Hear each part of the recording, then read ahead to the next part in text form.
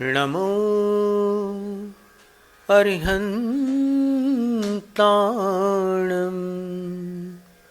नमो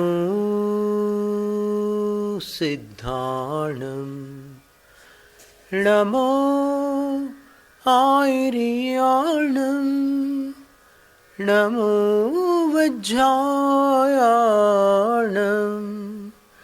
नमो लोय सव्वसाहूणम्।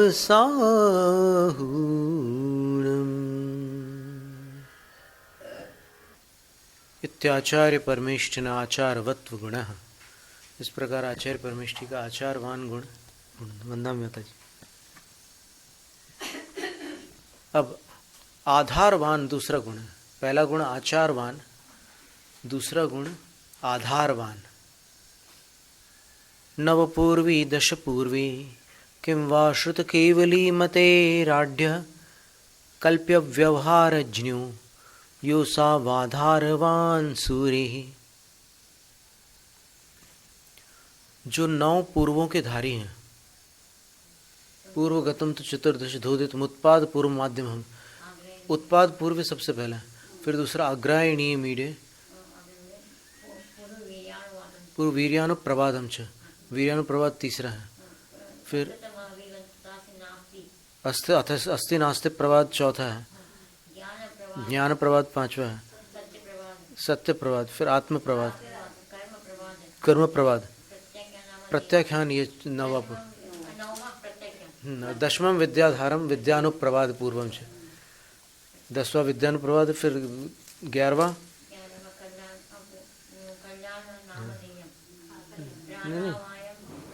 प्राणावायम 11वां है, और क्रिया विशाल जो है 12वां है, और लोक बिंदुसार तो अंतिम है।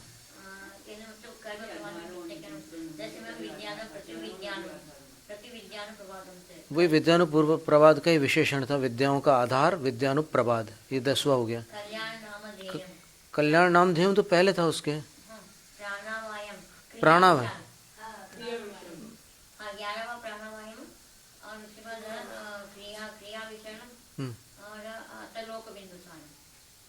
तो कुछ गड़बड़ी हो रही है, कोई एक कहाँ छूट रहा है। उत्पाद पूर्व पहला, अग्रायणी दूसरा, तीसरा, अथा अस्ति नास्ति प्रवाद चौथा, ज्ञान प्रवाद पांचवा, सत्य प्रवाद,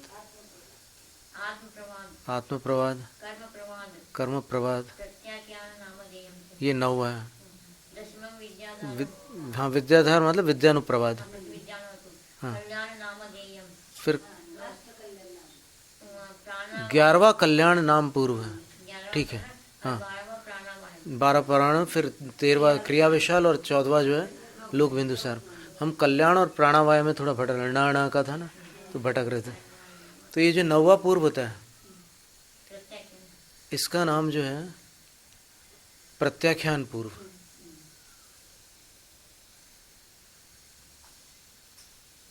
तो ये 9 पूर्व के जो धारक होते हैं, चौथे काल में जो आचार्य होते हैं, वो कम से कम 9 पूर्व के धारी होते हैं, और फिर 10 पूर्व के धारी भी हो सकते हैं, और पूरे 14 पूर्व को धारण करने वाले श्रुत केवली भी हो सकते हैं। तो 9 पूर्व के धारी क्यों होना चाहिए कम से कम? पंचम काल में तो विवशता है, काल का प्रभाव है कि इतना ज्ञान बचा ही नहीं है। तो अब उस काल में 9 पूर्वधारी को आचार्य पद क्यों दिया जाता है, महत्व का प्रश्न है। तो 9वां पूर्व जो है उसमें आयुर्वेद का वर्णन है। तो आयुर्वेद की जो ज्ञाता होंगे आचार्य, वही शिष्यों के रुग्ण होने पर मार्गदर्शन दे सकेंगे, और वही क्षपक को और साधक को, जो संलेखना रहते हैं ना, उनका भी वात पित्त कफ आदि संबंधी जो भी समाधान है वो दे सकते हैं, क्योंकि बड़ा भारी पूर्व है वो। प्राणावाय जो है उसी में से तो संसार का सारा आयुर्वेद उत्पन्न हुआ है, उद्भूत हुआ है। कल्याण नहीं है, ये प्राणावाय है। कल्याण नामधेय में तो क्या है कि 63 शलाका पुरुषों के सभी के कल्याणक होते हैं।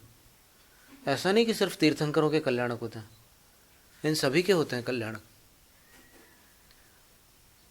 और वो कैसे होते हैं? कुछ जितने कल्याणक होंगे उतने ही होंगे, सारे के सारे तो पंच कल्याणक तो तीर्थंकरों के ही होते हैं, सब कल्याणक नहीं हो सकते उन सब के, तो जितने हो जाएंगे उतने ठीक है। माँ को सपने आएंगे सबसे पहले, गर्भ कल्याणक।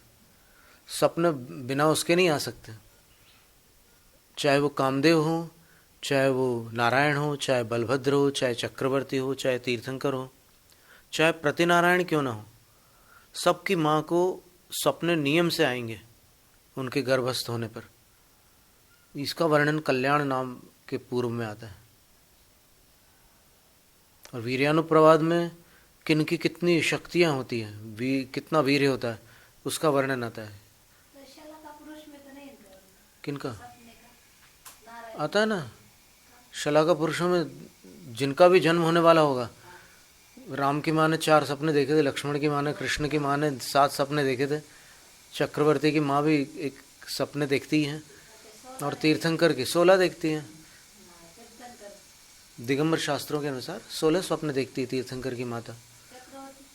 चक्रवर्ती की माता का भी वर्णन है कहीं पर, वहाँ देखना होगा कि जो यशस्वती माता थी जिनने भरत को जन्म दिया, उनको कितने सपने आए थे। महापुराण में एक बार दृष्टिपात करना होगा। कोई दीदी अगर सुन रही हो तो फिर देख सकती हैं कि स्वप्न का वर्णन तो है, लेकिन कितनी संख्या है वो देख लेना। नहीं, हमने दीदी से कहा, यहाँ पर यहाँ जो श्रवण कर रहे हैं ना, उनको हम कह रहे हैं, अगर कोई दीदी श्रवण कर रही हो वो देख लेंगे। तो ये 9 पूर्वधारी, 9 पूर्वधारी का अर्थ ऐसा नहीं है कि अंगों का ज्ञान न हो उनके पास। अंगों का ज्ञान तो पहले होगा। ये 11 अंगों के ऊपर का विषय है ये पूर्वों का, इसलिए पहले तो 11 अंग तो होने ही होना है। तो जिनको 11 अंग और 9 पूर्वों का ज्ञान होता है वो चौथे काल में आचार्य परमिष्टि होते हैं। और अभी अपने पास जितना ज्ञान है इस वर्तमान में, अगर कोई धवला का पूरा अध्ययन कर ले तो उसको अग्रायणी पूर्व की पंचम वस्तु का जो चतुर्थ प्रावृत है, महाकर्म प्रकृति प्रावृत, केवल उसके अंश का ज्ञान हो सकता है। पूरी 16 पुस्तक धवला अगर किसी को कंठस्थ हो जाए तो उसके पास इतना ज्ञान होगा। सोचो आप, दूसरे पूर्व की पंचम वस्तु होते हैं ना, सब पूर्वों के अंदर वस्तुएं होती हैं, उन वस्तु भी एक ज्ञान का एक प्रकरण होता है। और उसमें प्रावृत जो है, चौथा प्रावृत है, पंचम वस्तु चतुर्थ प्रावृत कस्यानुयोग नामानि कृतिवेदने तथैव च स्पर्शन कर्म प्रकृतिमेव, ऐसे सब उसमें शुद्ध भक्ति में वर्णन आता है। तो कितना थोड़ा ज्ञान बचा है अपने पास, और उसमें भी आज रुचि वाले कम मिलते हैं। तो फिर धवला को जानने वाले तो अत्यंत दुर्लभ हो गए। पढ़ने वाले तो कई मिल जाएंगे आपको, लेकिन समझने वाले बहुत मुश्किल से मिलेंगे। धवला को बहुत लोगों ने पढ़ा है, लेकिन फिर भी अभी वो ज्ञाता है ऐसा नहीं कहा जा सकता, ऐसी दशा हुई है। जैसे 9वीं पुस्तक में आता है कि अगर समाधि मरण हो रहा है कोई साधु का 1 योजन के अंदर, और 1 योजन के अंदर अगर आचार्य का समाधि मरण हो चुका है, तो हो रहा है 1 योजन के अंदर समाधि मरण, संलेखना चल रही है, अथवा आचार्य का समाधि मरण हो चुका है, तो 7 दिन तक स्वाध्याय बंद रहता है। कौन मान रहा है इस बात को आज? और उसके परिणाम भी सामने आ जाते हैं। आगम का आदेश न मानने से फिर क्या क्या हानियां होती है वो सब भी उसमें लिखा हुआ है। 9वीं पुस्तक में ये वर्णन आता है। केशलोंच करने के बाद 7 दिन तक आप सिद्धांत ग्रंथ को हाथ नहीं लगा सकते। प्रथमान योग पढ़ सकते हैं, स्तोत्र पाठ कर सकते हैं, पंच संग्रह पढ़ सकते हैं, लेकिन धवला, जयधवला, महाधवला नहीं पढ़ सकते। कितनी सारी बातें हैं। तो इन बातों पर ध्यान देना, जिनको उचित लगे वो ध्यान दे सकते हैं। और खैर श्रद्धा तो करना ही होगी। अगर कोई पालन नहीं कर सकता तो फिर कम से कम ये तो स्वीकार करे कि हम गलती कर रहे हैं। हम आगम की आज्ञा नहीं मान रहे, इतना तो मान ले, क्या बिगड़ जाता है? इतना मानने से सम्यक दर्शन की रक्षा होगी। और फिर तर्क कुतर्क चतुराई करने से कोई सार नहीं निकलता। क्या परिणाम निकलता है? देखो, जो लोग उल्लंघन करते हैं इन सब बातों का, या तो हमेशा के लिए बीमार पड़ जाते हैं। देखो आप, ये सब स्वाध्याय करने वाले लोग कैसे बीमार पड़ते हैं, फिर उससे उबरते ही नहीं, कितने इलाज कराने के बाद भी बाहर नहीं आते उस बीमारी से। तो अगर उसका प्रायश्चित कर ले कि जो उनने त्रुटि की थी स्वाध्याय में, कि भाई मेरे को इसका प्रायश्चित चाहिए, तो स्वास्थ्य तुरंत अच्छा हो जाता है।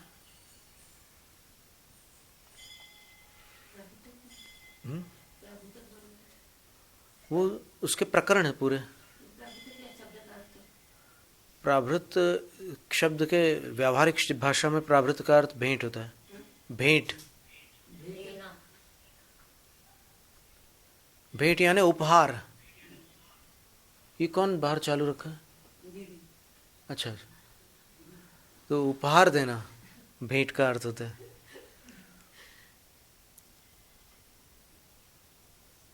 तो प्राभृत का अर्थ यहाँ पर शास्त्र में तो एक प्रकरण का नाम है। महाधिकार, फिर उत्तराधिकार, अंतराधिकार, ऐसे प्रकरण होते हैं शास्त्रों के। 9 पूर्वों के ज्ञाता होते हैं चौथे काल के आचार्य, कम से कम। किम वा 10 पूर्वी, और अगर और 10 पूर्वों का ज्ञान हो तो और अच्छी बात है। 10 पूर्वों का यानी अभिन्न अक्षर 10 पूर्व, क्योंकि 10 पूर्व में बहुत कड़क परीक्षा होती है साधु की। जैसे 10 पूर्वों का ज्ञान होता है तो विद्याएं आ जाती हैं उनके सामने, और वो विद्या देवताएं होती हैं वो, और वो आकर के कहती है कि हम ये कर सकते हैं, हम ऐसा कर सकते हैं, हम वैसा कर सकते हैं। वो अपनी अपनी क्षमता बतलाती है। आप हमें आदेश दो, आप हमें आदेश दो, क्या करना है आप बताओ तो हम करके बताते हैं। तो फिर उसमें बहुत सारे साधु विचलित हो जाते हैं। कोई कहते हैं कि अच्छा मुझे शेर जैसा बना दो, तो उनका रूप शेर जैसा बन जाता है साधु का। चौथे काल में ऐसा हुआ था। एक बार एक मुनि ने 10 पूर्व का अध्ययन किया और वो शेर का रूप बना लिया उनने। तो उनके कुछ परिचित लोग दर्शन के लिए आए, गुरु से पूछा कि वो मुनिराज कहाँ पर हैं।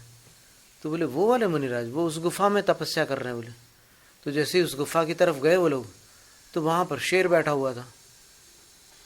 तो भागते हुए वापस आया गुरु के पास, बोले कि गुरुवर आपने तो हमारे प्राणी संकट में डाल दिए थे, वहाँ तो कोई साधु नहीं, वहाँ तो शेर बैठा हुआ है। तब गुरु ने बोला कि अच्छा ठीक है, तुम लोग वापस चले जाओ, मैं देखता हूँ क्या है। और जब वो आए आचार्य वंदना के लिए, तो उनसे कहा कि तुम्हारा विनाश हो जाएगा, इस निमित्त से ऐसा जाना जाता है। आज की तिथि, वार, नक्षत्र, काल और इस समय जो तुमने विद्या का प्रयोग कर लिया है, 10 पूर्व में तुम्हें पढ़ा रहा था, और तुमने रूप परावर्तनी विद्या की बात मान ली और फिर मेरी बात छोड़ दी। मैंने कहा था ना कि जब तक स्वाध्याय पूर्ण न हो कुछ भी नहीं करना है तुम्हें अपनी मर्जी से। तुमने विद्या का प्रयोग कैसे कर लिया, तुम शेर कैसे बन गए? तुमको मुनि दीक्षा दी थी मैंने, और तुमने तिर्यंच का रूप क्यों धारण कर लिया? तुम दीक्षा से स्खलित हो जाओगे बोले, और उसमें निमित्त बनेगा स्त्री, इसलिए अब मैं तुम्हें आगे नहीं पढ़ा सकता। तुम परीक्षा में अनुत्तीर्ण हो गए हो। तो फिर वो बोलते हैं कि गुरुवर आपके वचन अकाट्य है, लेकिन तब भी मैं पुरुषार्थ ऐसा करूँगा कि स्त्री तो क्या, मैं ऐसे स्थान पर तपस्या करूँगा जहाँ पर पुरुष भी मेरे दर्शन न कर सके। और चले गए वो कैलाश पर्वत पर तपस्या करने चले गए। लेकिन अब स्त्री पुरुष वहाँ आते नहीं थे, भयानक ऐसा दुर्गम स्थान था वो। विद्याधरियाँ आ गई वहाँ पर, और विद्याधरियाँ वहाँ पर वो सरोवर में स्नान करने लग गई। तो इनका मन उनको देख करके विचलित हो गया, और फिर जो पतन प्रारंभ हुआ क्रम से धीरे धीरे धीरे धीरे पतित होकर वो गृहस्थ हो गए, और उनके जीवन में असंयम का भार बढ़ जाने के कारण वो फिर अधोगामी हो गए। 10 पूर्व के ज्ञाता, और गौतम स्वामी चरित्र में लिखा है कि वो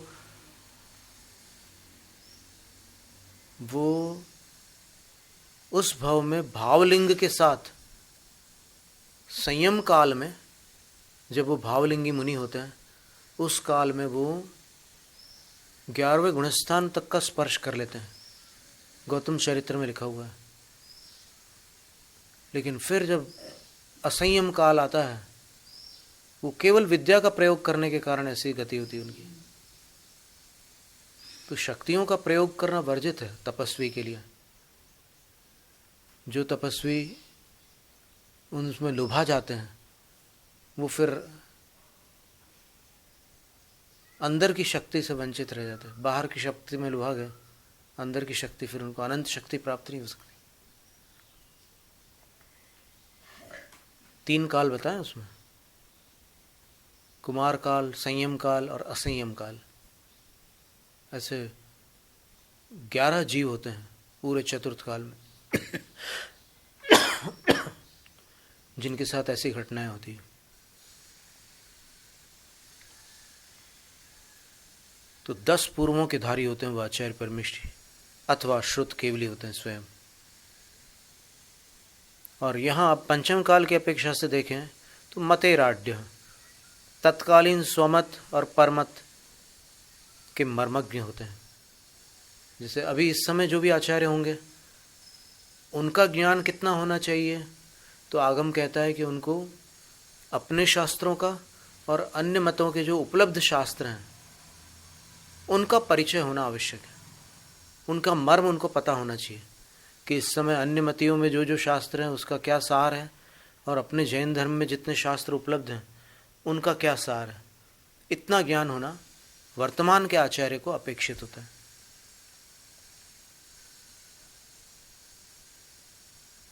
और क्या विशेषता होनी चाहिए आचार्यों में जिससे कि ये दूसरा गुण पूर्ण हो सके? दूसरा गुण कौन सा है? आधारवान। पहला गुण था आचारवान, दूसरा गुण है आधारवान। इसको आचारवत्व और आधारवत्व भी कहते हैं। तो 9 पूर्वी में आयुर्वेद आ गया, 10 पूर्व में विद्याओं की शक्तियाँ सारी आ गई, लेकिन उसका प्रयोग न करने की क्षमता उनमें होती है। कितनी क्षमता होगी? 1200 विद्याएं आती हैं उनकी सेवा में, जिसमें 500 तो महाविद्याएं होती है और 700 लघु विद्याएं होती है। लेकिन क्या मजाल है कि उनके अंदर लोभ उत्पन्न हो जाए। वो मना कर देते हैं कि तुम तुम्हारा काम करो, मेरा आशीर्वाद जाओ, तुम्हारा कल्याण हो, और मुझे मेरा काम करने दो। मेरा काम संवरण और निर्जरा करना है, मुझे इन प्रपंचों से कोई लेना देना नहीं है। बिल्कुल ठुकरा देते हैं उनको। इसका नाम संयम है, और असंयम ही नहीं ठुकरा सकते उस प्रलोभन को, उसमें आ जाते हैं।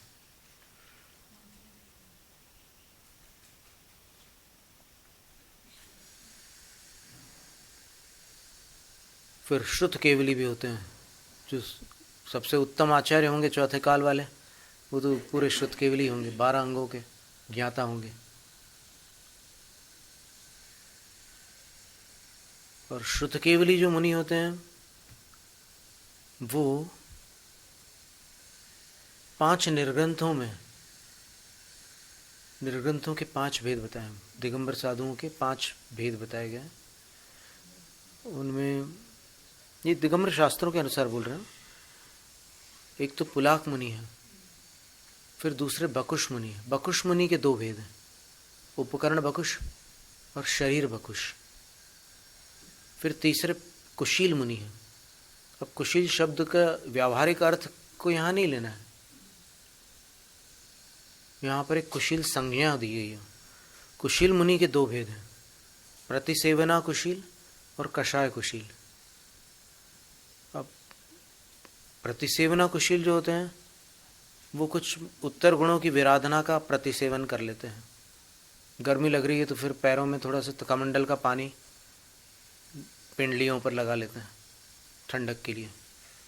लेकिन कषाय कुशील जो होते हैं वो कोई प्रतिसेवना नहीं करते, कोई उनके द्वारा कोई दोष ही नहीं लगता। पूरी मुनिचर्या उनकी सर्वथा निर्दोष होती है कषाय कुशील मुनि की। उसमें लिखा है कि कषाय कुशील मुनि कौन है? वशीकृतान्य कषायोदया संज्वलन मात्र तंत्रा। जिन्होंने अन्य कषाय का अर्थ 9 कषायों को वशीकृत कर लिया है, हंसी को जिन्होंने जीत लिया है, शोक को जिन्होंने जीत लिया है, जुगुप्सा को जिन्होंने जीत लिया है, रति अरति को जिन्होंने जीत लिया है, और वेद को जिन्होंने जीत लिया है। केवल क्रोध मान माया लोभ अभी है उनके, और 9 कषायों को जिन्होंने वश में कर लिया है। वश में कर लिया मैंने क्षय नहीं किया उन्होंने, नहीं उपशम किया, लेकिन उनका उदय होते हुए भी वो उनके वश में नहीं होते, अपने आप पर काबू रखते हैं। उनको कभी मुस्कुराने का वो नहीं होता विकल्प, और कभी उदास होने की बात नहीं आती उनके अंदर, शोक भी नहीं होता उनको। हास्य रति अरति शोक भय जुगुप्सा, और भय भी नहीं होता उनको।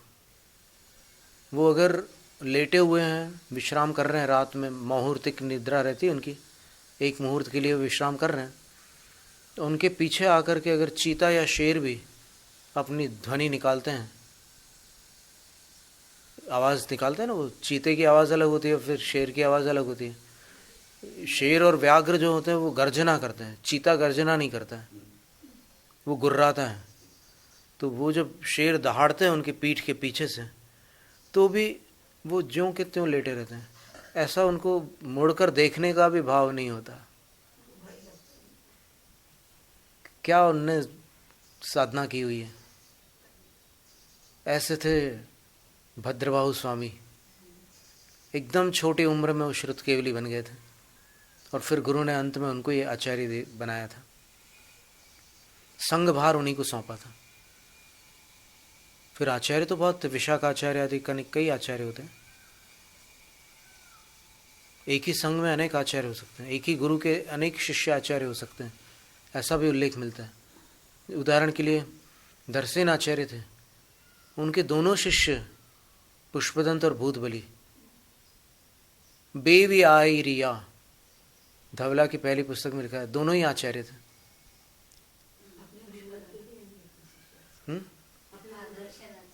दोनों आचार्य थे, उसमें कोई आपत्ति नहीं। एक शिष्य के 2 गुरु, एक गुरु के 2 शिष्य आचार्य हो सकते हैं, और एक शिष्य के 2 गुरु भी हो सकते हैं। जैसे इनके दीक्षा गुरु अलग थे और ये ज्ञान गुरु अलग थे। पुष्पदंत और भूतबली जो आचार्य हुए हैं, उनका नाम तो बाद में बदला है। पहले तो ये नरवाहन और सुबुद्धि नाम के मुनिराज थे, तो वो मुनिराज थे, इसका अर्थ क्या हुआ कि वो दीक्षा ले चुके थे, और दीक्षा तो क्यों न कोई गुरु से ली होगी ना, गृहस्थ से थोड़ी लेंगे दीक्षा। अब गृहस्थ लोग जब खुद अदीक्षित है, तो फिर वो मुनि दीक्षा या फिर आचार्य दीक्षा कैसे प्रदान कर सकते हैं। पर आजकल सब कुछ हो जाता है, काल का प्रभाव है, तो इसको अपन आगम मार्ग तो नहीं मानेंगे। काल है, समाज मिलकर के किसी को आचार्य बना देती। हाँ, श्रावक लोग तो बनाते ही हैं, और क्या, कितने उदाहरण ऐसे।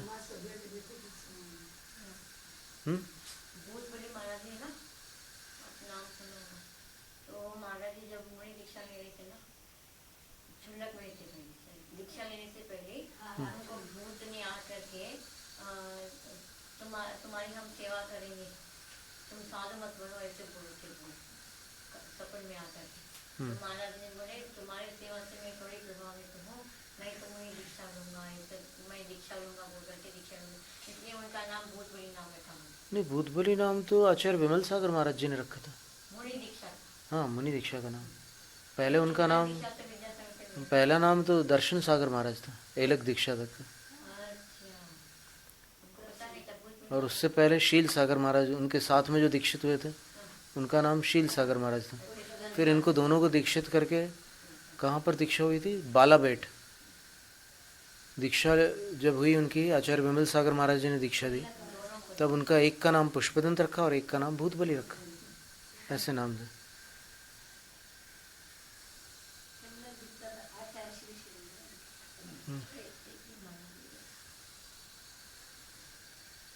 मान्यता में अलग प्रकार की चलती है उनकी, चलेगा। दुष्रुत केवली और तात्कालिक स्वसमय पर समय के मर्मज्ञ होते हैं। और इसके अतिरिक्त और क्या विशेषता होती है आचार्य में? वो मति संपन्न होते, बुद्धिमान होते हैं। कब कैसी समस्या को सुलझाना, ये विवेक उनके अंदर पाया जाता है। और कल्प्य व्यवहार, साधु के कल्प्य का अर्थ होता है योग्य आचरण। उससे स्खलित होने पर उनका शुद्धिकरण, उचित शुद्धिकरण किस प्रायश्चित्त से किया जाता है, इसके जानकार होते हैं आचार्य परमेष्ठी। ये उनका दूसरा गुण है। इसका नाम है आधारवत्व। ऐसे आचार्य परमेष्ठी आधारवान होते हैं। इत्याचार्य परमेष्ठिन आधारवत्व गुण जैनम जयतु शासनम। नमो आयर्याणम स्वाध्याय निष्ठापन क्रियायां श्रुत भक्ति का उत्सर्गम करोमि।